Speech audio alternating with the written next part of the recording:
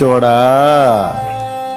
నీ త్యాగాన్ని, నీ కష్టాన్ని, నీ ప్రయాసని, నీ వేదనని, నీ దుఃఖాన్ని, నీ కన్నీళ్ళని చూసి పట్టించుకోలేదనుకుంటున్నావా?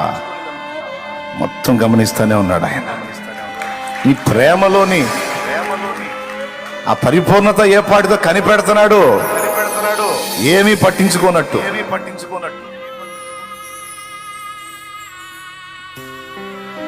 నువ్వు ఏం చేసినా పర్లా, చేయపోయినా పర్లా, ఇంత సమర్పణ కలిగి నువ్వు ఆయన్ని హత్తుకుంటే నిన్నుగాక ఇంకెవరిని దీవిస్తాడు? మరి నిన్నుగాక ఇంకెవరిని దీవించాలి ఆయన? తల్లి,